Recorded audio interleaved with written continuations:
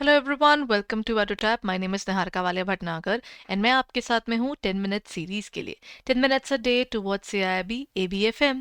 चलिए अब हम समझते हैं ABFM के अंदर एक और स्पेसिफिक एरिया को। हम बात कर रहे थे चैप्टर नंबर 1 के अंदर बेसिक्स ऑफ मैनेजमेंट के अंदर एक और पर्टिकुलर टॉपिक की, जिसे हम कहते हैं न्यू क्लासिकल और behavioural school. Schools of thought कहाँ से बनकर आए थे?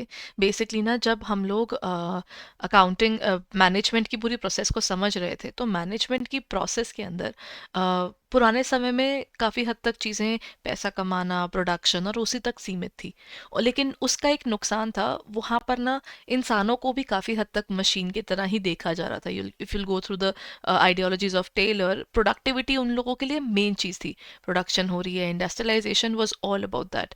But there came a person जिन्हें हम कहते हैं Henry Fayol. Henry Fayol is one of the people जिनके कारण आपको पूरा आज का जो मैनेजमेंट है वो दिखता है। उसकी जो आप बोलेंगे कि फेस बदला, वो उन्होंने बदला। कैसे? उन्होंने कहा कि आप ह्यूमन एलिमेंट को कैसे मिस आउट कर सकते हैं? ठीक है, काम मैंने भी करना है, काम आपने भी करना है, लेकिन अगर मेरे लैपटॉप के साथ में एक और लैपटॉप रख दिया जाए, दोनों लैपटॉप से एक दूसरे के साथ में कहीं पर काम करते हुए, कोऑर्डिनेट करते हुए, या फिर ये दोनों लैपटॉप से एक दूसरे से कंटैक्ट करते हुए, या फिर किसी भी तरह के, देखिए humans are related to the emotional part, motivation part. My laptop doesn't need motivation, it needs charging, it needs updation and that's it. लेकिन एज अ ह्यूमन मुझे क्या चाहिए होगा? मुझे मोटिवेशन की जरूरत भी होगी, मुझे काम करते हुए थकावट भी होगी, और हर दिन मेरी प्रोडक्टिविटी सेम नहीं होगी। ये तो ह्यूमन एलिमेंट है। इसके डिफरेंट डिफरेंट फेजेस को उठाने वाले थी न्यू क्लासिकल थ्योरी। यानी वो क्लासिकल के जो शॉर्टकमिंग्स थे, जो उसके पॉइंट सही नहीं थे, उनको सही करता हुआ निकल कर आया ये स्कूल। और ये स्कूल ऑफ थॉट क्या कहता है? ये बिहेवियर्स की तरफ लेकर आया। किसका? ह्यूमन एलिमेंट का। अब जैसे जब हम मैनेजमेंट थॉट्स एंड अप्रोचेस की बात करते हैं, न्यू क्लासिकल बहुत इंपॉर्टेंट रोल प्ले करता है आपके एग्जामिनेशन के लिए।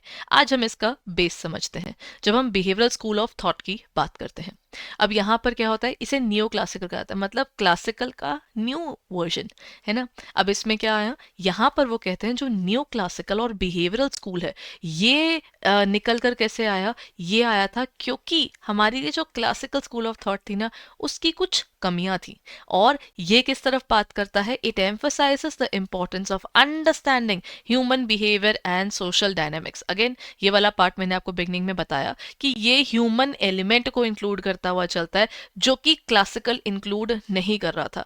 वो सिर्फ प्रोडक्टिविटी तक सीमित था। लेकिन याद रखिए, अगर आज मैंने 10 यूनिट्स बनाया, हो सकता है कल शायद 2 बने, क्योंकि ह्यूमंस का इमोशनल पार्ट भी है, हमारा एक इंटेलिजेंट क्वेश्चन भी है, हम लोगों की बॉडीज हैं। मतलब आप सोचे कि किसी दिन हम लोग ठीक नहीं भी होते, हेल्थ वाइज ठीक नहीं होते, मेंटल हेल्थ ठीक नहीं होती, किसी भी तरह से ह्यूमन की प्रोडक्टिविटी सेम लैपटॉप की तरह या मशीन की तरह नहीं निकल सकती, है ना।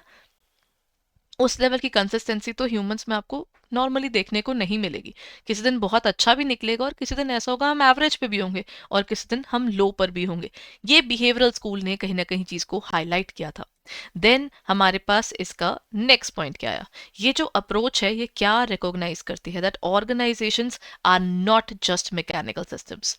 वो मैकेनिकल सिस्टम्स मशीन के पार्ट से तो हैं, क्योंकि आपको प्रोडक्शन करनी है, आपको वो सब करना है, वो सब चीजें अग्रीड है।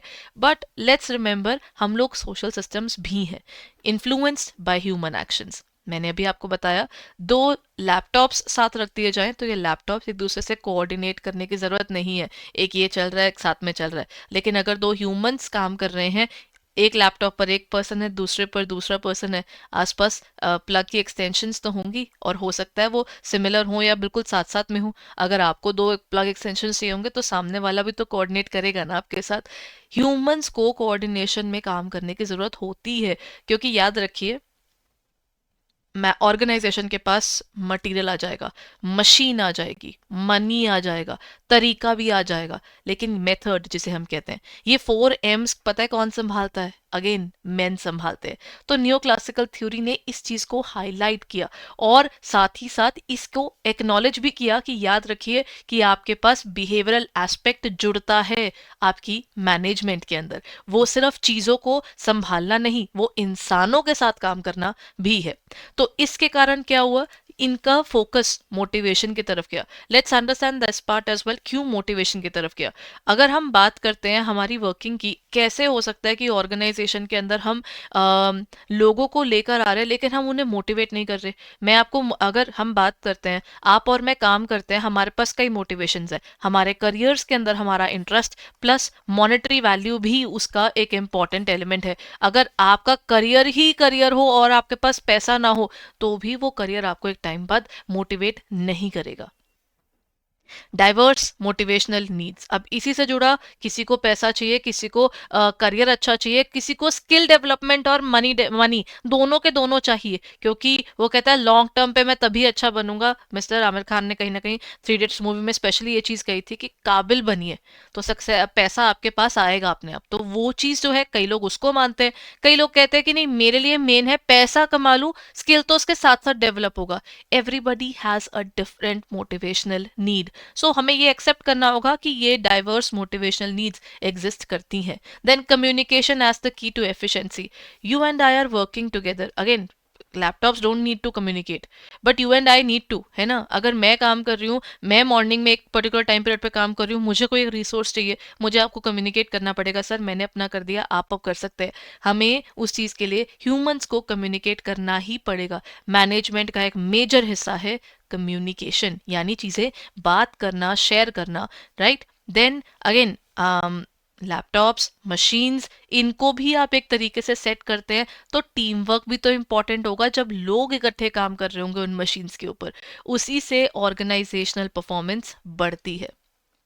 देन ह्यूमन रिलेशंस पर्सपेक्टिव, याद रखिए, जैसे ना when we were in school, you must have notice, सबके साथ ही होता है, you have specific number of friends. अगर वो स्कूल में है तो हर कोई आराम से उस दिन स्कूल आता है, लेकिन अगर आपके फ्रेंड ने छुट्टी मारी तो बच्चा भी कहता है कि नहीं, मैंने भी नहीं जाना.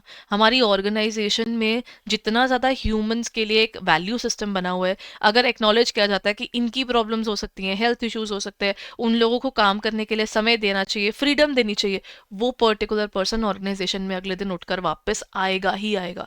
ठीक है. अदरवाइज क्या होगा, वो ऑर्गेनाइजेशन में काम करेगा और कहीं ना कहीं डिससेटिस्फाइड होगा और समय आने पर छोड़ देगा.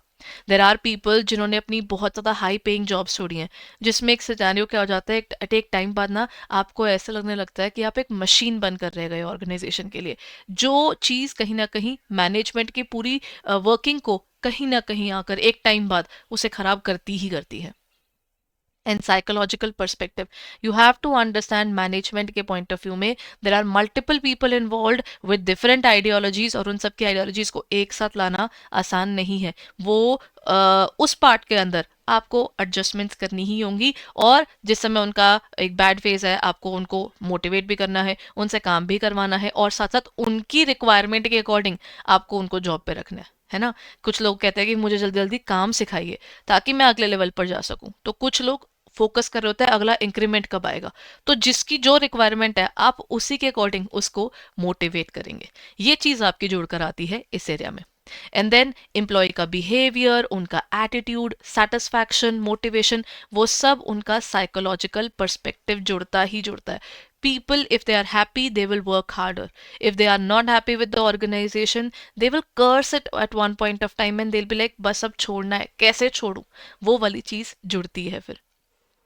देन आज के समय पर हम लोगों को ये भी समझना बहुत ज़रूरी है कि ओवरऑल हमारे लिए वर्क लाइफ बैलेंस कितना इंपॉर्टेंट है. आज करियर्स में लेकर हर कोई इस चीज़ के ऊपर कहीं ना कहीं बहुत अवेयर हो चुका है. पर्सनल ग्रोथ मिल रही है कि नहीं मिल रही, मुझे मेरी जॉब के अंदर रिकॉग्नाइज किया जा रहा है कि मैं भी इस ऑर्गेनाइजेशन का एक हिस्सा हूँ. फिर बात ये आती है, मुझे रिवॉर्ड में क्या चाहिए, प्रमोशन चाहिए या फिर पैसे पहले चाहिए, या मुझे अपनी पोजिशन अप करना मेरा मेन है, और इंसेंटिव्स मिल रहे हैं मेरी करंट सिचुएशन के ऊपर भी या नहीं. These things really impact our working. So that's about the specific area of neoclassical theory. So I hope ये element आपको समझ में आया हो. And positive work culture is another point जो add करता है, जहाँ पर पॉजिटिविटी आपको वर्क कल्चर में मिलती है, लोग सेटिस्फाइड होते हैं और वो और ज़्यादा मेहनत करने से नहीं डरते. ओवरऑल ऑर्गेनाइजेशनल ऑब्जेक्टिव और बहुत रिस्पेक्टफुली कवर हो जाता है इसमें. So that's it about the neoclassical theories. Thank you.